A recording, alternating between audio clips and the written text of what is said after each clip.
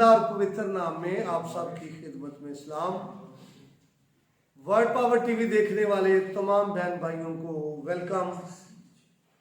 मैं आपकी खिदमत में हाजिर हुआ हूँ खुदा के कलाम के साथ। आइए अपने सरों को झुकाएं, अपनी आंखें बंद करें, दुआ मांगें।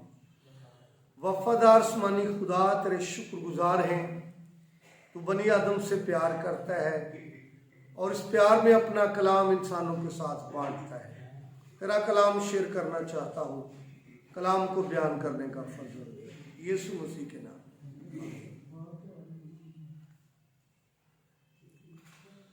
खुदावंद के जिंदा और पाक कलाम में से ज़बूर की किताब ज़बूर नंबर 16 उसकी 10वीं आयत जो है मैं आपके लिए तलावत करना चाहता हूँ। पाक कलाम में लिखा है, क्योंकि तू ना मेरी जान को पाताल में रहने देगा, ना अपने मुकद्दस को सड़ने देगा। खुदावंद के पाक कलाम के शब्द से आज हमें बड़ी बरकत मिले, आमीन।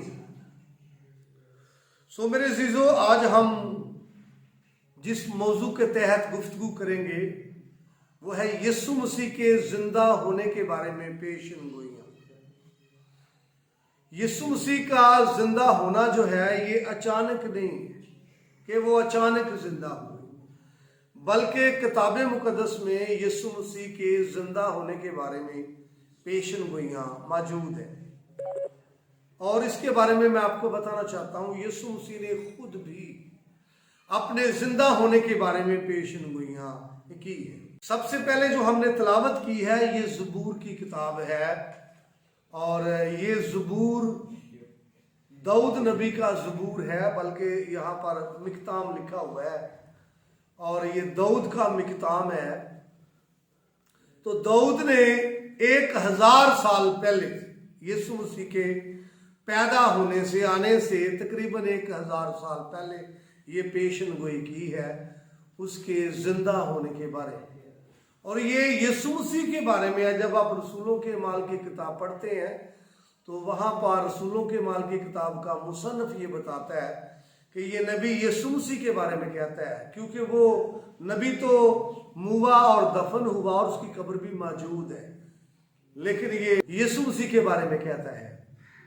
लिहाजा 1000 साल पहले से प्रोफेसी की गई, नबूवत की गई और ये कहा गया कि तू जो है मेरी जान को पाताल में ना रहने देगा। 1000 साल पहले से ये प्रोफेसी हो रही है और ये प्रोफेसी यीशु मसीह के तरफ से ज़बूर नवीस ने की है 1000 साल पहले से। लिहाजा यीशु मसीह का जिंदा होना, अभी हम ये बात कर रहे हैं जिंदा होने की, क्योंकि जितने भी काम हैं उसके नबूवतों के मुताबिक है। तो यहाँ पर सिर्फ जिंदा होने की मैं बात करना चाहता हूँ। ये पेशन गोइयों के मुताबिक है और यीशु मसीह जिंदा हुए हैं।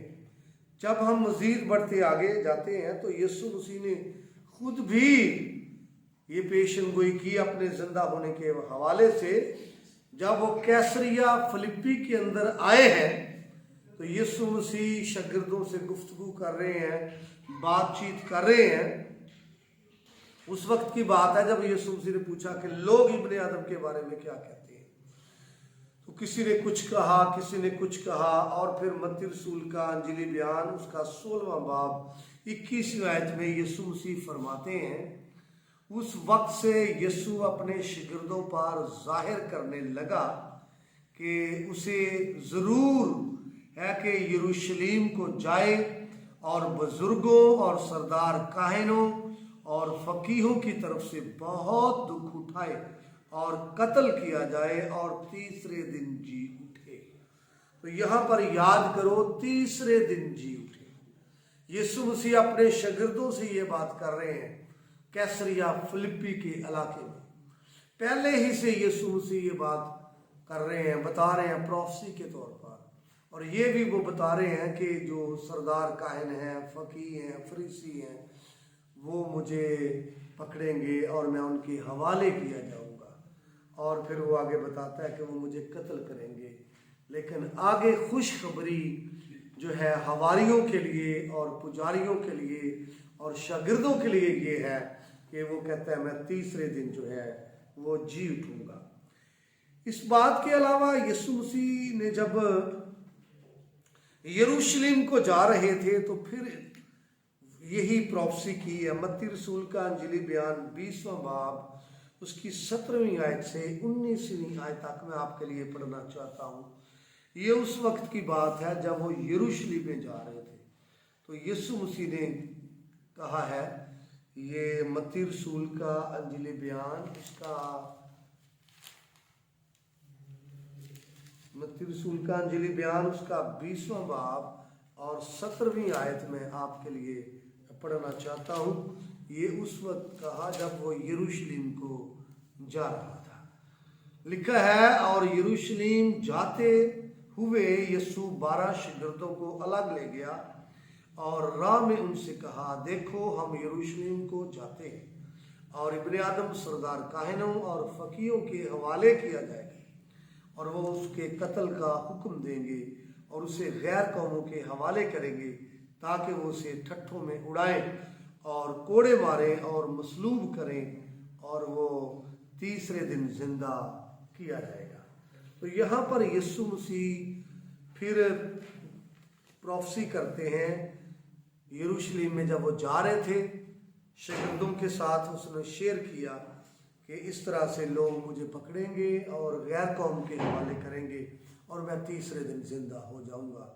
पहले कैसरिया फिलिपी के इलाके में हुआ और अभी ये यरूशलेम में जाते हुए बात कर रहे हैं। एक और हवाला मैं आपके लिए पढ़ना चाहता हूँ। मरकस रसूल का अंजिली बयान है, नामा बाब उसकी 9वीं और 10वीं आयत आपके लिए पढ़ना चाहता हूँ। और ये उस वक्त है जब यीशु मसीह शिगिर्दों के साथ पहाड़ पर गया और उसकी सूरत बदली। तो वहाँ से उतरते वक्त जब वो पहाड़ से उतरते थे और उसने उनको हुक्म दिया कि जब तक इब्ने आदम मुर्दों में से जी ना उठे, जो कुछ तुमने देखा है किसी से ना कहना। उन्होंने इस कलाम को याद रखा और आपस में बहस करते थे कि मुर्दों में से जी उठने के क्या मानी है। तो याद करो, यहाँ पर भी यीशु मसीह ने प्रोफेसी की है जिंदा होने के हवाले से कि जब वो पहाड़ से उतर रहे हैं, सूरत बदली है और उन्होंने वो नज़ारा और वो मंजर देखा है सारा। तो फिर यीशु मसीह ने ये कहा है कि इन बातों का जिक्र करना जब तक इब्ने आदम जिंदा ना हो जाए। और एक और मैं आपके सामने रखना चाहता हूँ। ये यूहन्ना रसूल का अंजिली बयान है। ये यीशु मसीह ने 2रा बाब है उसका, बड़ी फेमस आयत है, 19वीं आयत से 22वीं आयत तक। यीशु मसीह ने जवाब में उनसे कहा, इस मकदस को ढा दो तो मैं उसे 3 दिन में खड़ा कर दूंगा। यहाँ पर यीशु मसीह बात कर रहे हैं। तो आगे लिखा है, यहूदियों ने कहा 40 वर्ष में ये मकदस बना है और क्या तू उसे 3 दिन में खड़ा करेगा? मगर उसने अपने बदन के मकदस की बाबत बात कहा था। पास जब वो मुर्दों में से जी उठा तो उसको शागिर्दों को याद आया कि उसने ये कहा था और उन्होंने किताब मुकद्दस और उस कौल का जो यीशु ने कहा था यकीन किया। और यहाँ पर हम देखते हैं कि यीशु मसीह ने जिंदा होने के बारे में अपने बदन को तशबीह दी है हैकल के साथ। तो हम खुदा के शुक्रगुजार हैं। यीशु मसीह का पैदा होना पेशन गोइयों के साथ और फिर उसके मोजज़ात पेशन गोइयों के साथ, पाम संडे का दिन पेशन गोइयों के साथ, मुर्दों को जिंदा करने का काम पेशन गोइयों के साथ, मसलूब होने का काम पेशन गोइयों के साथ, और आज हम देख रहे हैं कि उसका जिंदा होना भी पेशन गोइयों के साथ है। मेरी तरफ से, वर्ड पावर टीवी की तरफ से आप सबको ईद क़यामतुल मसीह की खुशियाँ बहुत बहुत मुबारक हो। मज़ीद बरकत पाने के लिए देखते रहिए वर्ड पावर टीवी।